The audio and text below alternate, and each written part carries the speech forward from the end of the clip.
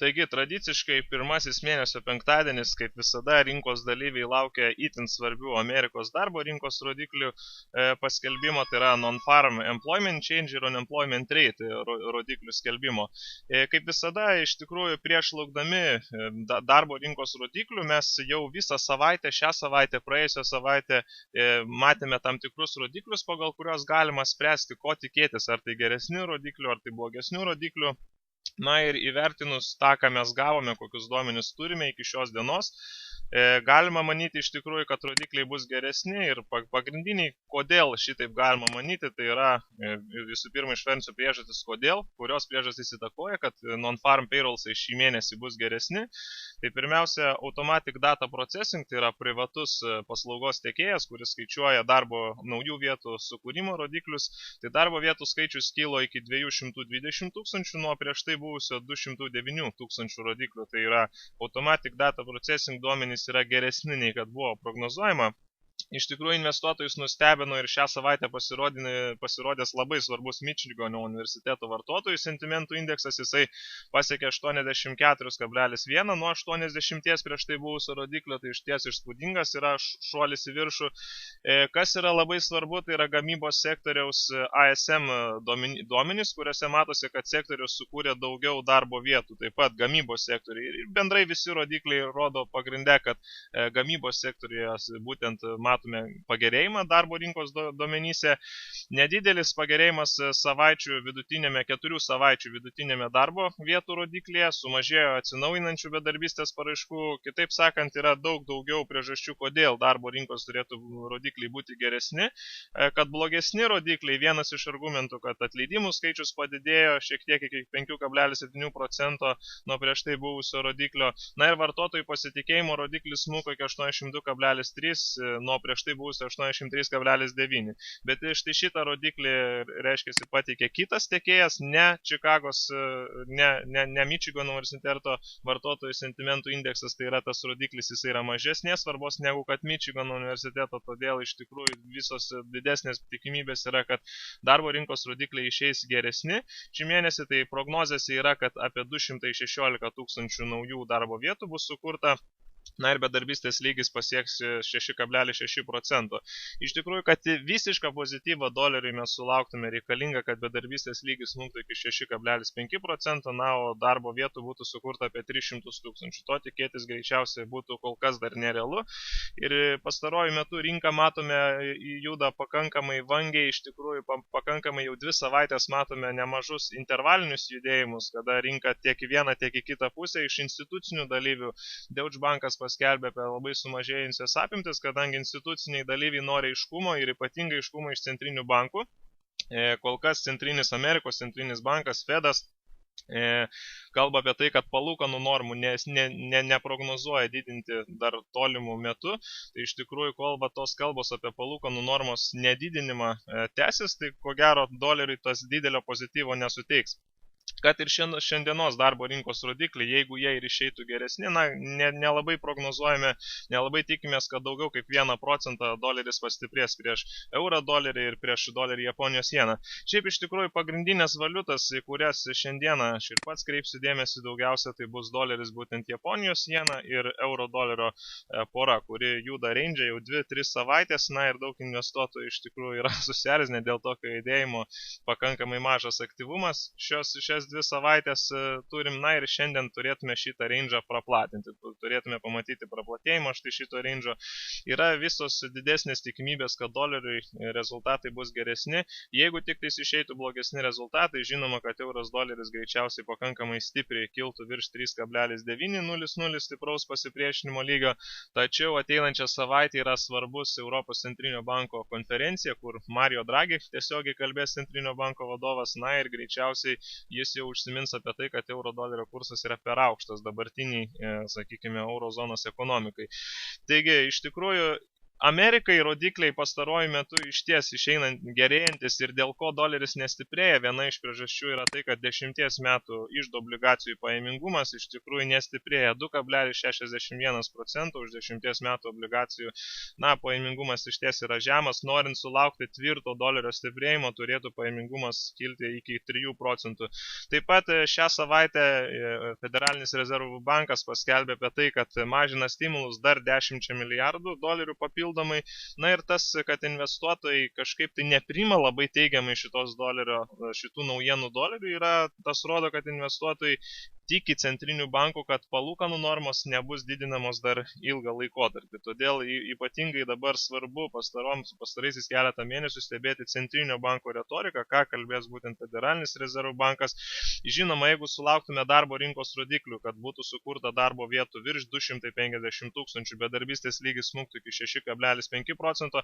Na ir šiandien, kas yra labai svarbu? Šiandien yra labai svarbu stebėti average hourly earnings rodiklį, tai yra valandinio darbo užmokesčio rodiklis. Jeigu jisai didės, tai yra vienas iš tokių ženklų, kuris gali paskui ateičiai lemti tiek vartotojų pasitikėjimo, dar papildomą didėjimą ir infliacijos didėjimą. Kadangi Amerika jaučiasi pakankamai dabar komfortiškai, ties esamas dolerio kursas juos tenkina, mažinami stimulai, doleris nei kiek nestiprėja, na ir infliacija nedidėja per daug. Todėl iš tikrųjų, kol nesulauksim infliacijos didėjimo, kažkokių tai kalbų apie palūkanų normos didinimą nereikėtų laukti iš FOMC.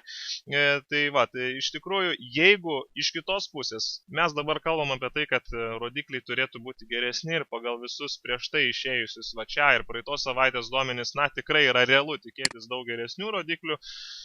Bet jeigu, sakykime, mes pamatytume, kad darbo rinkos naujų darbo vietų sukurta būtų tik tais apie 125%, o, sakykime, bedarbystės lygis padidėtų iki 6,8%, na tai jau iš tikrųjų sulauktume žymaus dolerio silpnėjimo ir tiek euro dolerio poroje, tiek doleris Japonijos jena tikrai jau įveiktų 102.00 lygį. 102.00 dabar yra toksai kaip pivot pointas, labai svarbus pivot pointas dolerio jenos grafike. Šiaip bet kokie pozityvus šiandien dolerių rodikliai išlaikys dolerį Japonijos jeną virš 102 lygio, greičiausiai kažkokių su Japonija netikėtumų kol kas nėra ir manau, kad iš tikrųjų pagal Amerikos duomenis turėtume išsilaikyti virš 102.00, todėl šiandien atsiras greičiausiai viena iš geresnių tokių galimybių nusipirkti dolerį Japonijos jeną. Aišku, kilimas greičiausiai nebus labai ilgalaikis, kol kas mes esame range, tai range'as yra visiškai ta situacija, kada reikia pirkti nuo žemiausio taško parduoti nuo aukščiausio taško, tai nėra kažkoks tai labai kryptingas judėjimas ir tą mes situaciją jau matome nuo vasario mėnesio, kada rinka juda absoliutiškai rangiškai, kol kas esame prie range'o dugno, tai yra pirkti nuo žemiausio taško, pakankamai palanki kaina, vien jau, sakykime, iš kapitalo valdymo pusės šitas pirkimas yra daug geresnis negu pardavimas. Pardavimas tik tais tada būtų gerai, jeigu išeitų blogi duomenys. Na ir kaip ir kalbėjome per savaitinę apžvalgą, kad čia šita banga yra tokia signalinė banga apie galimą tendencijos pasikeitimą į kritimą. Tai yra pirmoji banga, štai šita banga antroji ir jeigu įveiktų rinką štai šitą žemą, tai yra smuktų žemiau 102.00, tada mes jau sulauktume trendo apsisukimo. Kol kas tas nevyksta ir jeigu rodikliai bus teigiami Amerikai, 102.00 išsilaikys ir turbūt vėlgi sulauksime poros kilimo iki range'o viršaus iki 104.00. Na, su doleriu Japonijos jena bendrai visą šį ketvirtį greičiausiai gali būti panašus toksai vangus judėjimas į vieną į kitą pusę, kadangi praeitais metais po Japonų sprendimo didinti stimulus mes matėm labai didelį ralį, dabar tas situacija stabilizuoja.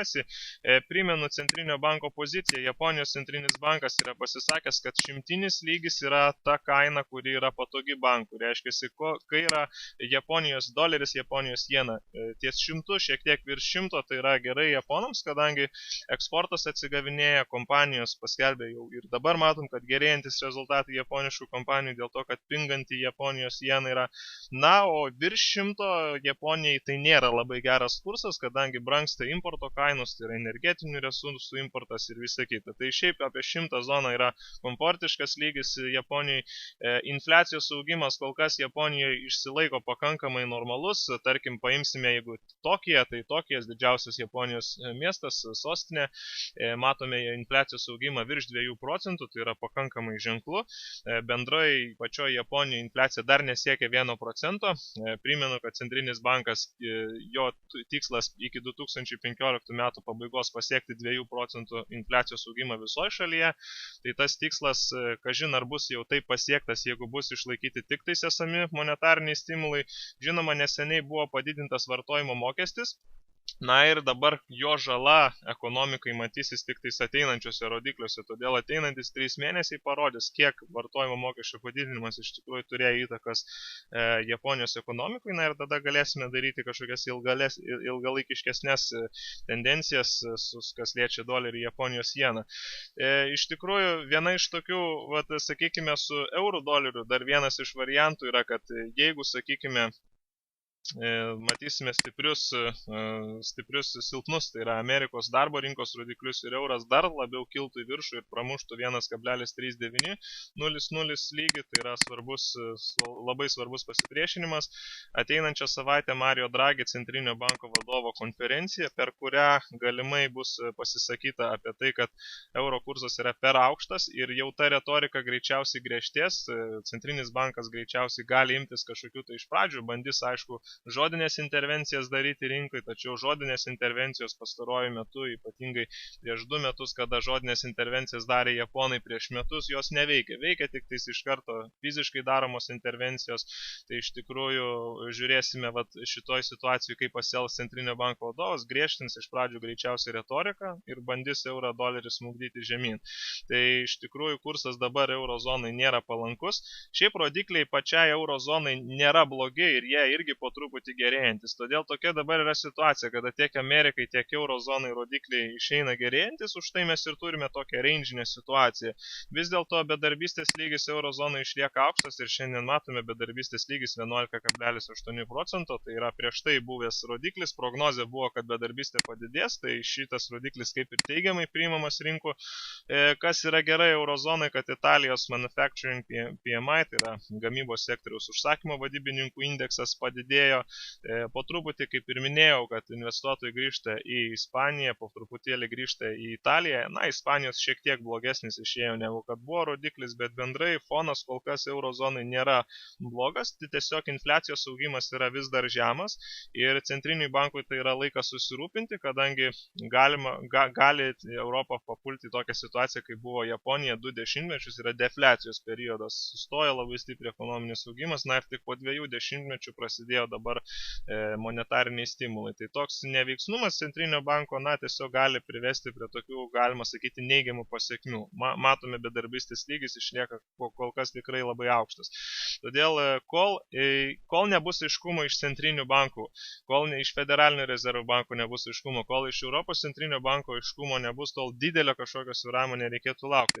Todėl net ir šiandien, jeigu išeis geros Amerikai naujienos, eurui doleriui tikrai palanki vieta parduoti ties 3,900, žemiau 1,3900 lygio, tai yra range viršus pats, su nedideliu stop lossu bus galima padaryti pardavimas, na ir tiesiog nesitikiu, kad kaina labai stipriai kris šiandieną, greičiausiai rinka ir užsidarys ties 3,800, tai kaip ir minėjau, apie 100 punktų, tai yra 1 procento kažkur tai euro dolerio smukimo, tokio smukimo būtų galima tikėtis. Na ir jeigu šitą lygį rinka įveiktų, tada jau mes atsivertų kelias link kainos 1,3700 lygio. Ateinantį savaitę labai svarbi iš Centrinio banko pusės Europos, mes žiūrėsime, ką pakalbės, ir tada jau būtų galima sulaukti galbūt net ir tendencijų apsisukimo. Primenu gegužės mėnesio efektą, tie, kas žino, daugiau patyrę investuotojai greičiausiai žino, iš akcijų prekybos tai yra toksai sezoniškumo faktorius, yra toksai pasakymas, daugelį literatūros knygų galite rasti, yra toks pasakymas sell in May and go away. Tai yra toksai dalykas, kada gegužės mėnesio kritimo efektas prasideda. Vieni analitikai aiškina, kad tai prasideda atostogų sezonas, kodėl gegužės mėnesį viskas pradeda kristi, kiti aiškina tuo, kad prasideda amerikietiškų kompanijų pelno rodiklių skelbimo sezonas, na ir visi tiesiog norėdami išskaidyti rizikas fiksuojasi pelnus nuo pozicijų. Tiesiog gegužės mėnesį labai dažnai pasitaiko rinkoje ypatingai euro dolerio poroje smukimai ir jeigu pasižiūrėsime praeityje per pastarosius kokius 5 metus ta taisyklė labai gražiai veikia, nuo pat gegužės 1 dienos, jeigu pasižiūrėsime, būna pakankamai ženklūs kritimai 2012, 2013 metais, 2011 metais, gegužės 2 diena, čia prasidėjo įvykiai su Graikija, nestabilumas politinis. 2010 metais irgi lygiai tas pats. Na, tiesiog šita taisyklė tikrai veikia ir jau kuris laikas aš pats prekiaudamas Sell in May and Go Away tą taisyklę taikau ir ieškau visada pardavimo pozicijų užėjimui būtent gegužės mėnesį. Tai va, šitas dar vienas iš tokių faktorių, kuris prideda, na, tokio, sakykime, tikimybiškai, kad euro dolerio kritimas yra daug labiau tikėtinas negu kad kilimas. Kilimas būtų bet kokiu atveju laikinas, kad ir iš tikrųjų, kad ir euras doleris pakiltų, yra labai stiprus pasipriešinimai. Tiek 3.900, tiek 4.00. Mes čia kalbame apie pasipriešinimus, kurie nėra mažam grafike, tai yra savaitinio grafiko pasipriešinimai, mėnesinio grafiko pasipriešinimai. Reiškiasi taip, ar pavyko užsiregistruoti visiems?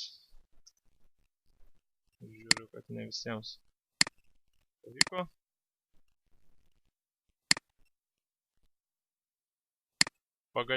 Pabandykit Vygandai per kitą naršyklę atidaryti. Taip, visiems kaip ir neblogai kitiems. Taip, dėl aukso grafiko taip pat irgi pakomentuosiu. Aukso grafiką čia žinoma bus galima pagalvoti apie pardavimus aukso, jeigu išeis tik tais geresni rodikliai.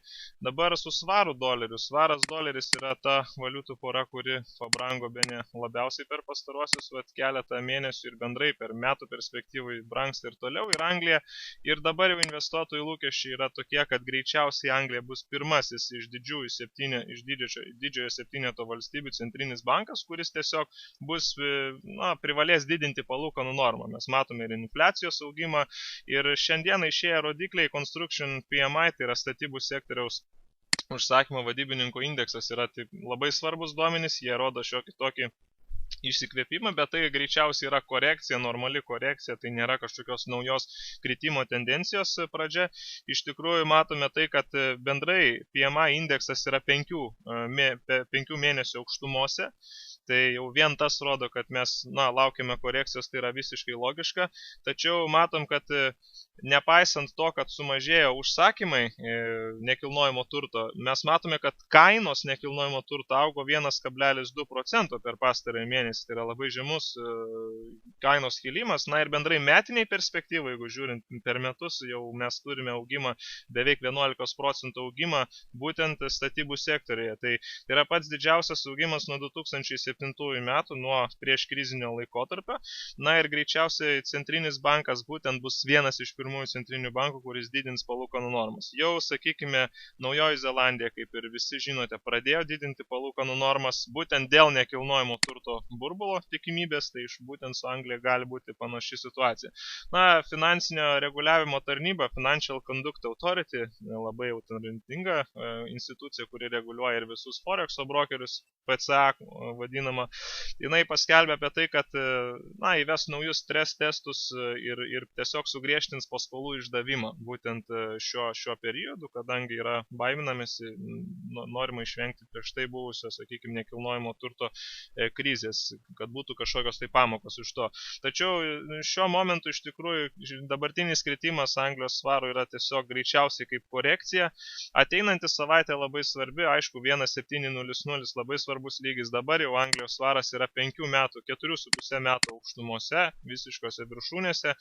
Na ir ateinanti savaitė labai svarbi svaro, jinai arba per ateinančią savaitę jau mes sulauksime didesnės korekcijos, trendo apsisukimo, kaip minėjau, laukti nelabai vertėtų, arba tiesiog tendencija prasimuš ir virš 7,00 sulauksime kilimo, kadangi ateinančią savaitę mes turėsime paslaugų sektoriaus užsakymo vadybininkų indeksą. Paslaugų sektorius, primenu, kad Anglijoje sudaro 70% ekonominio aktyvumo, tai yra pats svarbiausias sektorius, būtent paslaugų sektorius.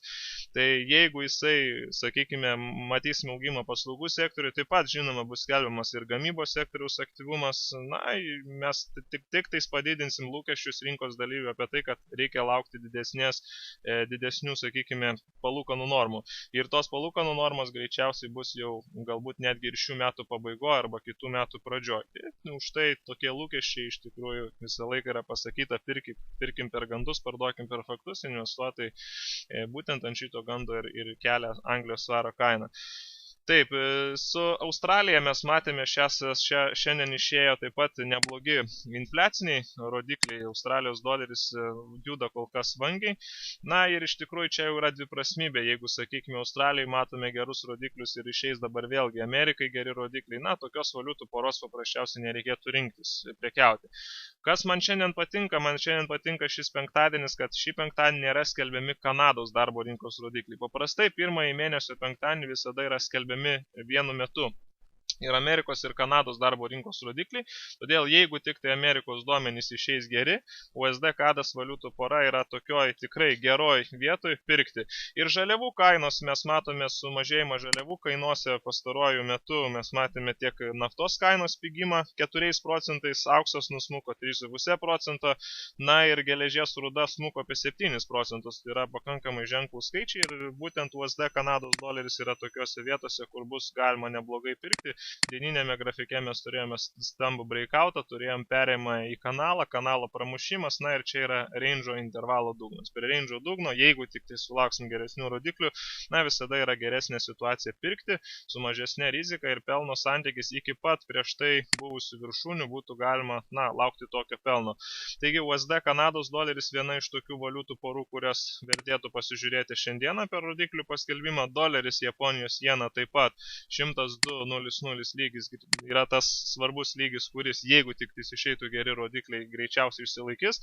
Atidėtais orderiais šiandieną prekiauti, na, tiesiog manau, kad nėra kažkokios tai prasmės statyti buy stopus, sell stopus, bus galima užeiti ir rankiniu būdu, galbūt rinka iš pradžių paspygliuos tiek žemyn. Ir greičiausiai geriausia bus įvertinti patiems rodiklius, tik tai tada priimti sprendimus, norint išvengti kažkokio tai praslydimo. Sakykime, aukso grafikas, jisai lygiai taip pat kaip ir savaitinėje apžvalgoje minėjom, kad reiškia rinka judėjo kanale. Kanalo pramušimas, rinka perina į range'o viršus, puikiai vieta pardavimam, na ir šiuo momentu yra prie range'o dugno, yra nebloga vieta pirkimams prie šitos zonos, tačiau turint minti, kad išeina svarbus Amerikai rodikliai ir faktiškai yra labai didelė tikimybė, kad rodikliai bus geresni, na bet kokį šitą pakilimą panaudočiau tam, kad užeiti į pardavimo pozicijas ir pardavimo pozicijų reikėtų ieškoti būtent jau artimiausių metų, na palauksime aišku žinoma rodiklių, bet žinoma, kad tas pardavimas būtų su mažesnė rizika. Štai čia yra labai graži dviguba viršūnė, jeigu kaina tik tai šokteltų iki tos vietos, ieškočiau pardavimo, na aišku, jeigu šoktų iki viršaus, vis tiek pardavimo, bet kokiu atveju pozicija. Šiaip dolerio silpnėjimui, jeigu taip žiūrint, dolerio silpnėjimui nelabai yra vietos, kadangi dolerio indeksas yra prie labai stipraus palaikymo, jeigu išeitų vos blogesni, negu kad buvo prognozuota rodikliai, dolerio silpnėjimas būtų greičiausiai laikinas ir vis tiek prie 79.00 greičiausiai jau šį penktadienį neužteks rinkai sveikatos įveikti štai šitą 79.00 lygį. Taip pat 10 metų obligacijos irgi yra prie stipraus pasipriešinimo lygio. Mes matome obligacijų kainos, štai šičia yra labai stiprus pasipriešinimas. Irgi štai šito vietoj pirkėjų galimas išsikvėpimas. Todėl greičiausiai, kad ir doleris silpnėtų, sakykime, euro dolerio poroj pramuštų 39.00, na, laukčiau melagingo pramušimo, kadangi čia yra bendrai dabar mes turime ciklą, tai yra intervalinis ciklas, intervalo pramušimai labai dažnai būna melagingi, todėl bet kokiu atveju ieškosiu pardavimo pozicijos ir šiandien netgi į antrą dienos pusę bus galima ieškoti bet kokiu atveju pardavimo. Jeigu išeis vos blogesni, jeigu mes kalbame apie tai, kad išeis apie 120 tūkstančių tik tais darbo vietų sukūrimas, na tai jau galima sakyti, kad tai yra blogas rodiklis, na tai tada jau galima ryškaus kilimo laukti tiek euro dolerio poroj, tiek tada kritimo, tiek kilimo Australijos doleryje, būtų nebloga situacija nupirkti, bet šiaip atkreipkite dėmesį pirmoje vietoje į dolerį su Japonijos jena. Svaras doleris yra pakankamai rizikinga, kadangi Anglijoje labai geri rodikliai, bet kokį pakritimą kol kas Anglijos svarų yra daug geriau naudoti, kad nupirkti, o ne kad parduoti, ieškoti.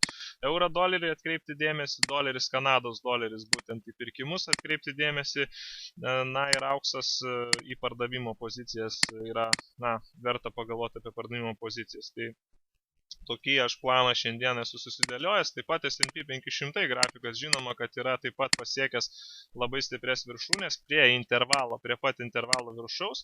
Todėl pakilimo atveju link 1887 lygio būtų galima sulaukus signalinio baro pardavimo ieškoti arba netgi iš karto Štai šito lygio pramušimo atveju, kur esame dabar, jeigu sulauksim signalinio baro, bus galima ieškoti pardavimo pozicijų. Na, tai viską parodys rodikliai. Šiaip yra rodiklis, sakykime, ar ten bus sukurta 200 tūkstančių darbo vietų, ar tai 216, ar tai 250 tūkstančių, tai vis tiek rodys gerėjimą, kad ekonomika atsigauna po tų visų žiemos pridarytos žalos, kada žiemą, priminsiu, kad buvo tikrai seka blogų rodiklių Amerikai.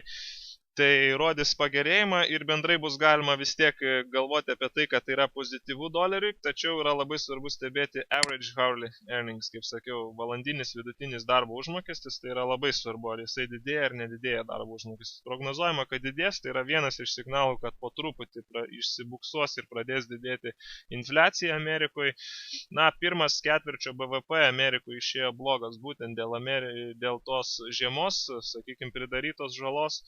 Tai antras ketvirtis greičiausia bus jau gerokai geresnis, kadangi pastaruoju metu rodikliai išeina tikrai geri. Ir rodikliai išeina geri ne tik Amerikai, bet ir eurozonai. Todėl kažkokių tai veiksmų, kad rinka pradėtų judėti daug labiau, reikėtų, kad Europos centrinis bankas arba Fedas, pakeistų kažkiek tai retoriką ir būtų daugiau kalbama apie palūkanų normas.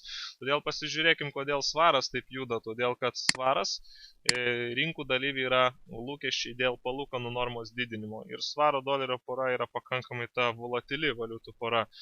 Naujosios Zelandijos doleris jisai yra judrus dėl būtent šitų priežasčių, kad lūkesčiai dėl palūkanų normos didinimo ir centriniai bankai kažkokią aiškę retoriką paduoda rinkai. Europos centrinis bankas kol kas šiek tiek bando kažkokias tai žodinės intervencijas daryti, bet rinkos dalyviai netiki, kad papildomi stimulai bus įvedami eurozonui, kai rodikliai gerėja taip stipriai. Turime einamosios sąskaitos perteklių, turime grįžimą investuotojų į Ispaniją, Italiją, Graikiją, netgi į tuos rizikingiausius regionus po truputį grįžta kapitalai. Ir kol kas kažkokių tai neigiamų duomenų nėra. Todėl reikia sulaukti būtent iš centrinio banko daugiau veiksmų ir turbūt kažkokio tai griežtesnio tono. Tai ateinantį savaitę būtent ir bus centrinio banko konferencija Europos. Liko 5 minutės iki rodiklių paskelbimo. Po šitų rodiklių, jeigu išeitų tik tais blogesni rodikliai, greičiausiai obligacijų pajamingumas dar labiau smuktų. Ir doleriui labai sunku stiprėti, jeigu obligacijų pajamingumas 10 metų obligacijų pajamingumas yra tik 2,62%. Tai yra tikrai labai nedidelis skaičius. Taigi liko 4 minutės iki duomenų paskelbimo. Iš karto, nesiūlau tiesiog statyti kažkokius iš ankstinius buy stop, sell stop, ten pozicijas geriausia tiesiog ranka, kaip ir sakau, iš rankos prekiauti, pasižiūrėjus, įvertinus rodiklius, ramiai galima bus nupirkti. Būtent doleris, Japonijos jena viena iš tokių valiutų porų, kuri daugiausia reaguoja į darbo rinkos rodiklius, už tai ją pirmiausia bus galima pasižiūrėti. USD Kanados doleris, euros doleris. Padar auksas, žinoma, galima visada jį žiūrėti, kadangi tai yra volatilus labai instrumentas. Auksą paveiks, visada auksą paveikia. Čia yra toksai klausimas, kuris visada turi atsakymą vienodą. Darbo rinkos rodiklė auksą bet kokiu atveju visą laiką paveikia. Tik tiek, kad auksas, kaip ir visos valiutų poros, šias 2 savaitės juda absoliutiškai intervališkai. Tai nėra kažkokia kryptis, nėra tendencija, net ir aukso, sakykime, kritimas, dolerio stiprėjimas, kaip ir minėjau, greičiausiai bus laikinas. Dėl to kažkokių tai ilgalaikių tikslų, tiesiog neprognozuočiau ir nesiūlyčiau laikyti ilgalaikių pelnų, sakykime, šiandien padarius aukso pardavimą ar ten euro pardavimą, tai kaip ir minėjau, apie 1% reikėtų tikėtis kažkur tai valiutų porų judesio, tai yra apie 100 punktų. Tiek dolerio, Japonijos jena poroj, tiek auksas, auksas galbūt 200 punktų yra galimybė sujudėjimo. Doleris Kanada, ten ar euras doleris, tai yra tiesiog, kol kas mes judame intervaluose, šitie darbo rinkos rodikliai neturėtų labai jau rinkos išbalansuoti, nes jau prieš tai šie rodikliai buvo pakankamai geri, lūkesčiai yra rinkos ir taip dalyvių nemažai. panaši, kad bus geresni darbo rinkos rodikliai, todėl nebent kažkokių tai labai staigmenų turėtume, labai ženkliai padidėtų vidutinis valandinis darbo užmokestis, labai ženkliai būtų daug sukurta darbo vietų ir bedarbystė smuktų iki 6,5 procentų. Na, tai būtų toksai vienas iš didelių pretekstų centrinių bankų permastyti savo obligacijų supirkimo programos mastus, galbūt tada centrinis bankas labiau pasitikėtų ir obligacijų supirkimus dar labiau sumažintų ne po 10 milijardų, galbūt iš viso sustabdytų artimiausių metų. Taigi liko 2 minutės ir žiūrėsime realių laikų, kaip jau rinka reaguos iš šių rodiklių paskelbimo. Australijos doleris jisai pradėjo, kaip ir sakiau, smukimą, būtent turim žaliavų kainų smukimas, tai tiek naftos kainų smukimas, aukso smukimas, geležies rūda ypatingai svarbus yra svarbi žaliava Australijai 7 procentais smuko. Na ir tai iš tikrųjų lemia tai, kad mes matėme netgi gamybos sektoriaus užsakymo vadybininkų indeksas smuko nuo 47,9 iki 44. Na, primenu, kad bendrai indekso rodiklis žemiau 50 yra jau blogas, o čia jau 44, tai čia yra jau vertinti reikėtų kaip labai blogą rodiklį.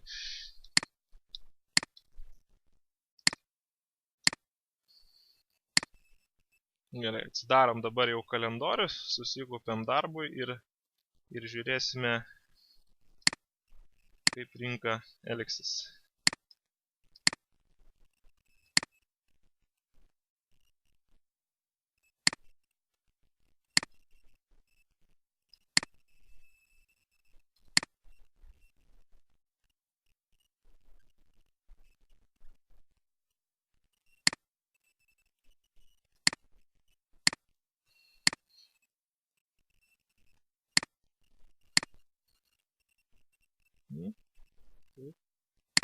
Va, turime euro dolerio smukimą, pasižiūrėsime, kokie rodikliai buvo paskelbti, įvertinsim ir tada nuspręsime, na, doleris panašu, kad brangsta ir doleris Japonijos jena pakankamai ženkliai šoktelėjo į viršų, greičiausiai rodikliai yra geresni, kaip visada ekonominių naujienų kalendoriai tokiu metu iš karto labai gerai duomenų nepateikia, kadangi didelis srautas žmonių stebi tas naujienas.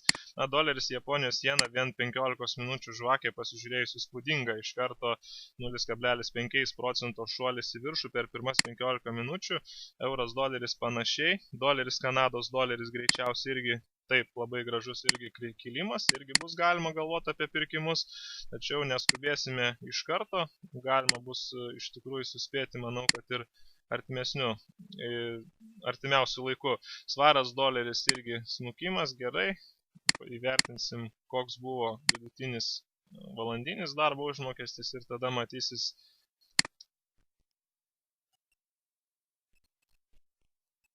ekonominių naujienų kalendorius. Gal kas jau matote, parašykite, jeigu kažkam tai jau užkrovė kalendorius duomenis, parašykite, gal matote jau duomenis.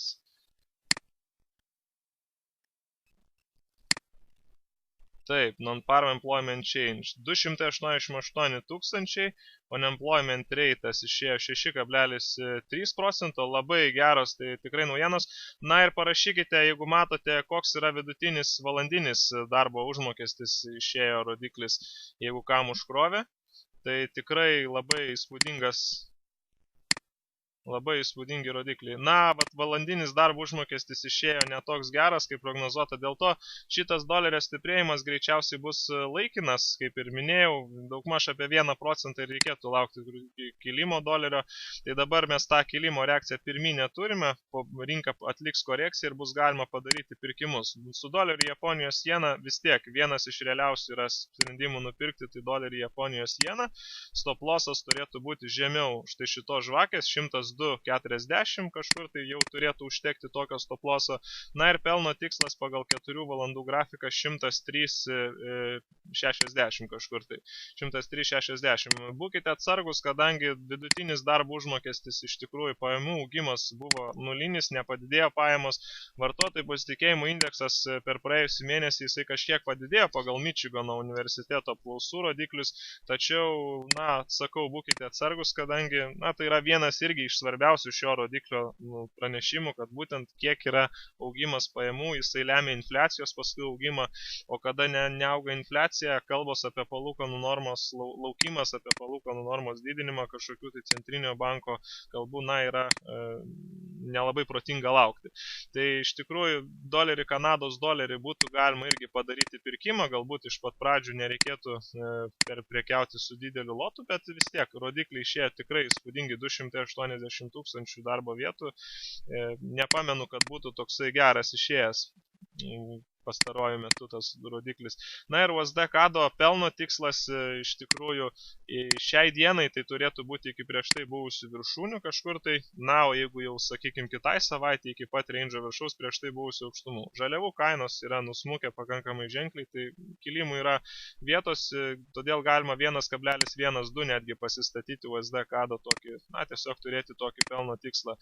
Euro dolerio poroj mes judam range, vis dėlto jeigu nespėjot, sakykime, čia šitą staigų judesi, dabar parduoti aš vis dėlto palaukčiau šiokios tokios korekcijos, būtent 15 minučių, 5 minučių netgi grafike, 5 minučių grafike korekcijos ir po tos didesnės kažkokios tai korekcijos ieškoti pardavimo pozicijų. Būtų verta, auksas taip pat yra pardavime, tačiau jisai jau pasiekęs, jis taip smarkiai šoko, kad jau pasiekė stiprų palaikymo lygį. Aukso, jeigu nesuspėjote, iš tikrųjų dabar prie pat palaikymo lygio neverta parduoti, nebent palaukus korekcijos. Tai būtent 15 minučių grafike netgi su gepu šovė žemyn, tai gepo uždarimas ir tada bus galima galvoti apie pardavimus. Doleris, Japonijos jena, viena iš tokių valiutų porų, kuri greičiausiai, dabar šiuo momentu matau, kad stabiliausiai gali judėti į viršų ir šią ir ateinančią savaitę.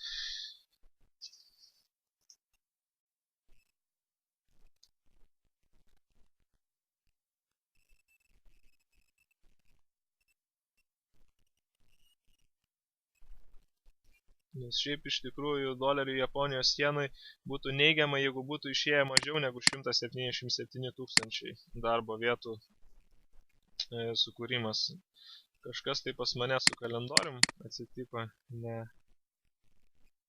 štai matau, 200. Taip, iš tikrųjų įspūdingas sukūrimas darbo vietų rodiklio, turim gerėjimą, unemployment rate'as 6,3. Pamenu, kad centrinis bankas, visi turbūt tą žinote, kad ketino sumažinti obligacijų supirkimus, kai pasieks 6,3, 6,5 bedarbystė. Kitaip sakant, monetariniai stimulai buvo surišti su darbo rinkos duomenim. Lygiai tą patį daro ir Anglijos centrinis bankas.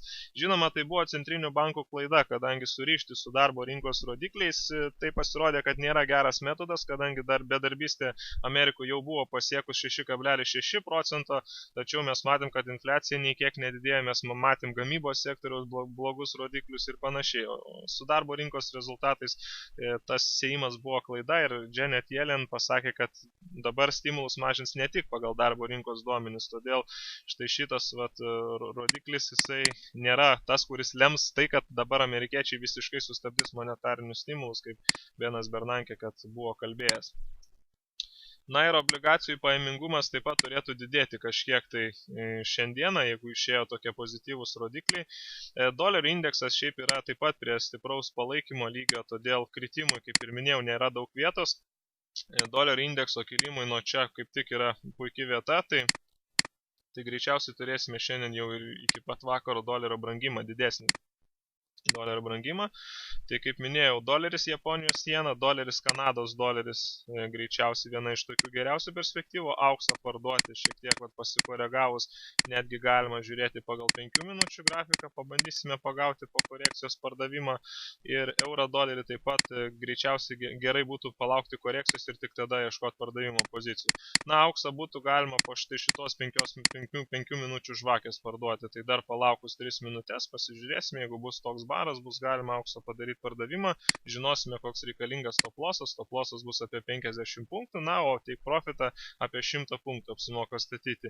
Jeigu jau rizikuojam per naujienas prekiaujam, kada yra vis tiek dideli volatilumai, tai 2:1 pelno nuostolio santykis yra tas, kurį, reikėtų laikytis tokio santykio. Šiuo atveju mes nupirkome tokią pakankamai aukštą kainą, tiek dolerį Japonijos jeną, tiek dolerį Kanados dolerį, todėl stop lossas reikalingas šiek tiek didesnis, tačiau mes jau įvertinę rodiklius, užėjom į rinką, matom, kad galima korekcija, per korekciją būtų galima papildomai dar nusipirkti su tokiu pat stop lossu.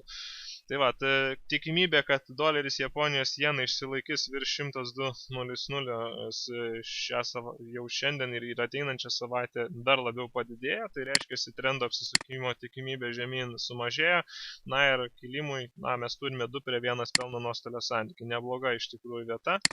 Būtų Anglijos svaro kritimas, jisai kaip ir laikinas, vienas iš tokių laikiniausių, todėl Anglijos svaro kritimą geriausiai, tiesiog nenaudoti tam, kad pardavimus daryti, o tiesiog tam, kad padaryti pirkimus. Ir ateinančią savaitę paslaugų sektoriaus užsakymo vadybininkų indekso rodikliai, jeigu jie išeis geresni, bus puikia proga nupigusi Anglijos svarą pradėti pirkti. S&P 500 indeksas, jisai taip pat pasiekė prieš tai buvusias viršūnės, pramušė šiek tiek jas, kaip minėjome, kad čia bus nebloga vieta parduoti. Na ir po štai šito baro susiformavimo netgi būtų galima galvoti apie kažkokius tai pardavimo pozicijas. Aš šiaip iš tikrųjų šitoj situacijai norėtųsi man daugiau aiškumo, didesnio rinkos disbalanso, kad pardavimui daryti. Todėl geriau pasirinkčiau 6 valandą sprendimo priėmimui. Tai yra 6 valanda, kada atsidaro Čikagos birža ir praeina 2 valandos, būtent mūsų laiku 6 valanda, terminalo laiku 15 valanda. Pagal price actioną, kas vyksta nuo 13 iki 15 valandos, pasižiūrėjus, jeigu tai bus signalas parduoti, būtent 6 valandą bus geriausias. Manau, šitoje vietoje sprendimas 6 valandą priims sprendimą parduoti arba nupirkti S&P 500 indeksą. Turėkit minti, kad savaitgalis vis dar yra rizika dėl Ukrainos situacijos. Esant tokiai rizikai, akcijos dažniausiai stipriai pinga ir S&P 500 indeksas gali būti kritime. Putinas kalba apie karinius veiksmus, tiesiog ir jau prasideda kariniai veiksmai, tai turėkit minti, kad rizika išlieka savaitgalį palikti atviras pozicijas. Esant tokiai situacijai, tokiems kariniams veiksmams, Japonijos jena visada stiprėja, todėl rizika dėl dolerio Japonijos jeno kilimo yra būtent dėl tos, sakykime, situacijos geopolitinės įtampos. Dėl dolerio Kanados dolerio tas pats, tai yra žaliavinė valiuta, daugiau rizikinga, kada vyksta kažkokie tai karai, neramumai, visada žaliavinės valiutos yra pirmas momentas, kas krenta, tai žaliavinės valiutos krenta. Na ir aišku, indeksai akcijų. Tai su auksu būtų galima paplanuoti pardavimo pozicijas ir stop lossas šituo atveju būtų reikalingas, kol kas aš užeisiu su 70 punktų stop lossu, 1,287. O pelno tikslas šituo atveju pagal auksą jisai nėra didelis, range'o dugnas, tai būtų 1,272. Ir aišku, lotą čia reikėtų pasirinkti mažesnį, kadangi yra netokioj geroj vietoj aukso kaina, kad kažkokį tai ilgalaikį galvot pardavimą ir su maža rizika. Taip, euro dolerį taip pat galima ieškoti pardavimo pozicijų, tie, kas neužėjo, galima būtų galvoti apie pardavimus. Įvyko šiokia tokia korekcija. Na ir šiandien, sakykime, tas euro dolerio kritimas iki 1,3797. Tai tokia kaina, toks yra jūsų pelno tikslas, jeigu planuojate euro dolerio pardavimus.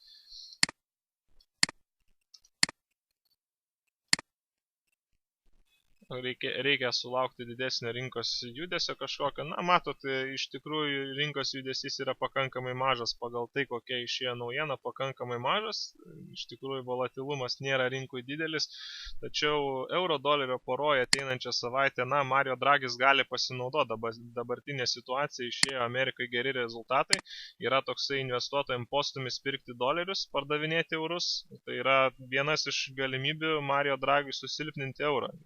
Tikrai geri darbo rinkos duomenys Amerikoje, dabar prireiktų griežtesnės šiek tiek retorikos Europos centrinio banko vadovui, ir tada galbūt jau pamatysime didesnį apsisukimą euro dolerio poroj, didesnį kritimą. Euro dolerį taip pat parduosiu, tačiau parduosiu nedidelių lotų pradžiui. Paskui, jeigu intervalą pramuš, bus galima dasiparduoti. 3,850 toksai stop lossas, o pelno tikslą reikėtų statyti iki intervalo dugno, iki kanalo dugno, kanalą pramušus būtų galima 3,775 sulaukti kažkur tai kritimo, tai pradžiui toksai pelno tikslas yra 1:1 santykių, kitaip sakant. auksas pradėjo kritimą, doleris jena pradėjo kilimą, USD kadas kol kas nesunkiai kyla, bet kadangi nebuvo Kanadai darbo rinkos rodiklių skelbiama ir šiaip vieta techniškai yra gera USD kadai, todėl patarčiau laikyti. Taip, dėl kaip tai gali paveikti naftą. Na, iš tikrųjų, nafta į šitą, sakykime, Amerikos darbo rinkos rodiklius nelabai reaguoja per daug.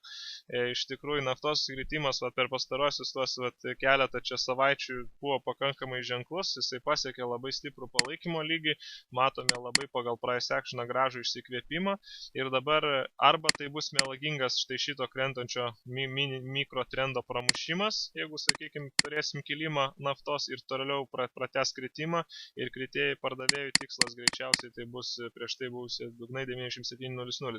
Šiaip nafta iš tikrųjų kaip gali paveikti naftą, tie rodikliai, geresni rodikliai doleriai paveikia naftą dažniausiai iš tikrųjų neigiamai. Tai va, Nasdaqų indeksas, šiaip Nasdaqų indeksais prekiauti pakankamai yra rizikinga. Nasdaqų indeksą žinoma, kad galiu pakomentuoti, tai nėra sunku padaryti, pasižiūrėti į tą grafiką, tačiau yra pakankamai rizikingas instrumentas. Šiaip matome pakankamai didelė buvo korekcija, prasidėjo kilimas, aukštesnė aukštuma, aukštesnė žemą turim ir jeigu rinka įveiks Nasdaqų indeksą štai šitą prieš tai buvusią viršūnę, mes turėsime trečią bangą kilimui, na ir prasidės didesnis greičiausiai kilimas Nasdaqų indekse. Pasižiūrėti, aišku, reikėtų ir mažesnius grafikus, tai 4 valandų grafike. Šita viršūnė yra labai svarbus lygis. Tačiau dabar išėjus geriems rodikliams, Amerikai darbo rinkos rodikliai geriai išėjo, iš tikrųjų kalbos apie palūkanų normos didinimą gali šiek tiek jau aštrėti rinkoje, investuotojai gali tikėtis palūkanų normos didinimo, galbūt pakeis centrinis bankas toną ir dažniausiai tokie teigiami rodikliai iš tikrųjų neigiamai veikia indeksus, kad ir kaip keista bebūtų, dažniausiai būtent neigiamai veikia indeksus ir čia mes turim viršūnę, prie šitos viršūnės matote, kad kada rinka pasiekė viršūnę intervalo, reiškiasi naują viršūnę formavo labai daug barų, labai gili korekcija, šiaip pagal štai šitą kainos kilimą, kada buvo labai status su dideliu pasvirimo kampu, toks kritimas buvo pakankamai nenormalus, turėjo būti mažesnis ir rinka prasitesti, jeigu tai būtų, sakykime, stiprus pirkėjų spaudimas, stipraus pirkėjų spaudimo šitoje vietoje nėra, greičiausiai čia susiformuos žemesnė viršūnė ir jeigu dabar norint ieškoti short pozicijų, reikia užeiti būtent pagal mažą grafiką, palaukti, kol buliai rinkos pilnai pasieks išsikvėpimą.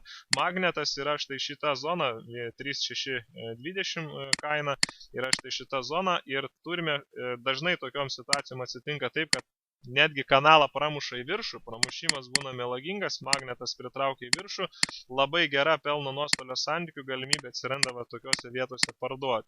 Išsikvėpimo požymio apie šitą kilimą jau mes matom, iš tikrųjų atsiranda labai daug V formos judėjimų. V formos judėjimas, paskutinis kilimas V formos judėjimas, vėlgi šitas kilimas, dviguba viršūnė ir vėl V formos judėjimas. Jeigu tai bus, tai rodo, kad jau tikimybė, kuo toliau kaina taip kyla, tuo yra didesnė trendo apsisukimo tikimybė.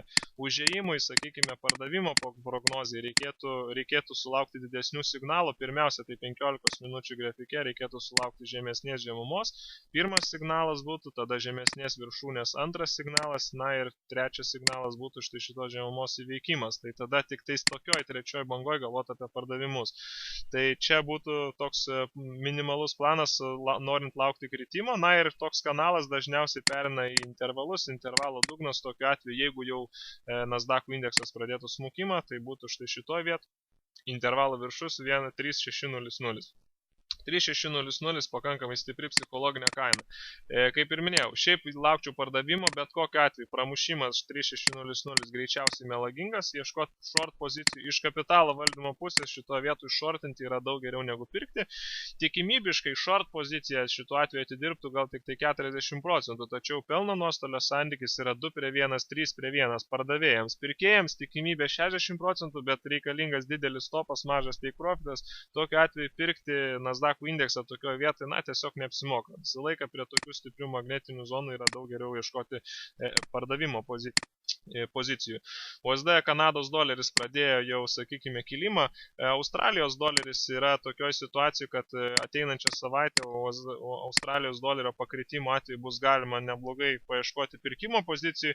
Kinijos užsakymo vadybininkų indeksas išėjo šią savaitę vos geresnis negu kad buvo prognozuota, rodo, kad Kinijos ekonomika po truputėlį auga, tačiau tas augimas yra labai lėtas ir kaip ir šių metų darėm metinės prognozės, minėjom, kad Kinija neauks taip ir visos besivystančios rinkos, tai yra Rusija, Brazilija, Rusija, Indija, Kinija, čia yra stagnacijos tose emerging markets vadinamose arba besivystančiose šalyse ir investuotojai iš tų šalių po truputį nukreipinėja kapitalus kitur, tai į Ameriką, būtent amerikietiškos akcijos už tai taip stipriai ir raliuoja, vyksta tas ralis, kaip sakant, akcijų, bet Nasdaq'ų indeksas yra ant išsikvėpimo tokios ribos, S&P 500 lygiai taip pat. Ir jeigu, sakykime, su Nasdaq'ų indeksu Kęstuti planuojat kažkokius, tai ten, sakykime, užsakymus daryti ar kažką, tai Kęstuti, dabar šitą įsidėmėkit, tas yra svarbu, kad jeigu ketinat kažkokius Nasdaq'ų daryti užsakymus, tai būtent palaukti 6 valandos. 6 valanda tai yra 15 valandą pagal terminalą.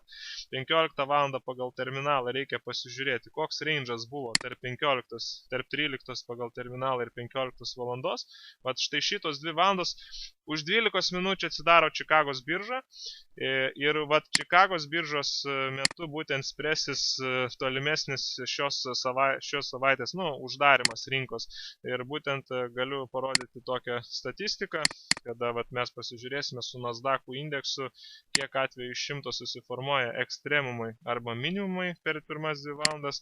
Taip Nasdaq'ų per New Yorko biržą apie 77% atveju iš 100 susiformuoja aukščiausias arba žemiausias taškas. Tai mes turime New Yorko biržą, atsidaro dabar Čikagos birža, Čikaga, New Yorkas, Frankfurtas, Londonas, pačios aktyviausios biržos dirba vienu metu 14-15 valandą. Tai tos 2 valandos yra pačios įtempčiausios ir svarbiausios investuotojams valandos, nuo 14 iki 15 pagal GMT. Užsidaro šitoje vietoje Frankfurto birža, užsidaro Londonas 16 valandą, tai yra 18 valandą mūsų laiku, kitaip sakant, šiuo atveju, kadangi atsukti laikrodžiai. Ir New Yorkas šituo atveju išeina jau į pietų pertrauką. Todėl svarbiausi statymai 18 valandą būna jau padaryti. Tai 18 valandą, kai pamatysit, kas vyksta nuo 13 iki 18, nuo dabar iki 18 valandos, pagal visą price actioną, pagal tą paveikslą, kas čia vyksta, tada nuspręsti, ką toliau daryti. Lygiai tas pats galioja ir su S&P 500 indeksu, tą patį būtų galima padaryti, tą patį ir su aukso grafiku, priimti sprendimą papildomus pardavimus arba galbūt netgi ir pirkimus bus galima daryti. Priklausys nuo to, kaip rinka judės tom 2 valandom. Doleris, Japonijos jena papildomą dasipirkimą, tarkim, būtų galima padaryti, kadangi jeigu pasižiūrėjus, mes galima matyti, kad doleris, Japonijos jena yra New Yorko biržos atvejus, apie 80% susiformuoja aukščiausias arba žemiausias taškas, kitaip sakant, arba žemiausias. Greičiausiai čia jau buvo šiandien žemiausias taškas, žemiau kaina nenukris ir ne tik šiandien, bet ir ateinančios savaitės pirmadienį antradienį. Todėl mes tą pirkimą, kur padarėm tiek doleris jena, tiek doleris Kanados, jis yra sąmoningas ir jisai toksai yra su didelė tikimybė. Kaip atidirbs, nežinom, bet tikimybė yra, už tai sandoris irgi to vietoj galima pasistatyti. Naftos grafike lygiai tas pats. Norint priimti pardavimo pozicijas, matom rinkos reakcija visiškai iš tikrųjų nedidelė. Pagal rodiklius, kokie išėjo, jie geri, rinkos reakcija iš tikrųjų minimali.